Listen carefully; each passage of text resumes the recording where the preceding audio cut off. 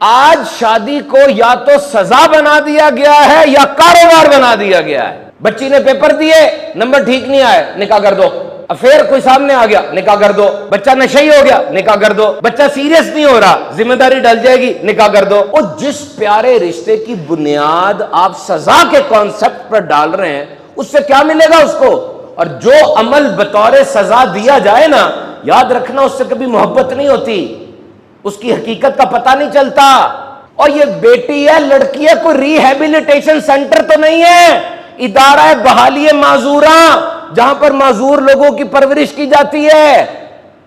ये बेटी है किसी की, आपके नशेई और आवारागर्द बच्चे की बहाली का इदारा नहीं है वो। उसके जज्बात हैं, उसके अरमान हैं, उसके भी गोल्स हैं। उसको पार्टनर चाहिए था, आपने उसको प्रोजेक्ट दे दिया है। इतना मुश्किल। ये जो आपके लाडले की हालत हुई है, ये उसी घर में रह के हुई है ना जिस घर के आप सरबराह थे। उसी घर में रह के हुई है ना इसकी आदत ये कि आप अपने बेटे की वजह से आज बीमार हैं। आप रातों को रो रहे हैं अपने बेटे की वजह से, क्योंकि वो नशे कर रहा है, कहता कहीं और का, जाता कहीं और है, सारी रात मोबाइल पर है। हाँ जी, मेरा तो लाडला है, मेरा तो खून है, मैं क्या करूं? आपका तो खून है, लेकिन उसका तो मार मार के खून निकाल देगा ना। किसी की बेटी, आपकी अपनी बेटियां भी हैं, गौर करें। तो निकाह ये निकम्मे होने की सूरत में नहीं रखा गया कि निकम्मा है तो निकाह कर दो। ये तो हर मुसलमान आकिल बालिग के ऊपर एक जरूरी शरई फरीजा है कि भाई जल्दी जल्दी निकाह करो, मुआशरा फितने से बचा रहेगा।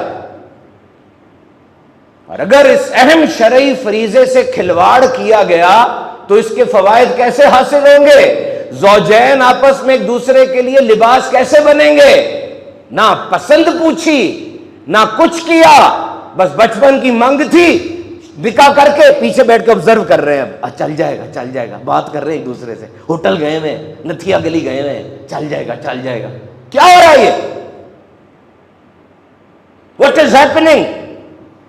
और ये जो ट्रेंड शुरू किया आजकल कि शादी की उम्र निकल गई, बुढ़ापे के करीब पहुंच के निकाह हो रहा है।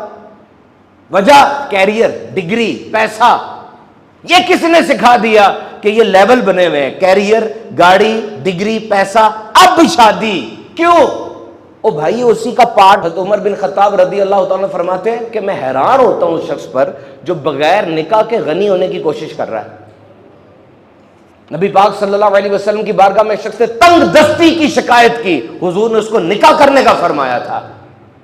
सारी फैब्रिक तबाह कर दी आपने ना, पूरे मुआशरे की फैब्रिक तबाह हो गई। देखिए, उम्र बढ़ने के साथ साथ इंसान का कद काठ और शऊर बढ़ता है, साथ फितरी ख्वाहिशात भी बढ़ती हैं। और अगर इनको कंट्रोल ना किया जाए तो इंसान हैवान बन जाता है।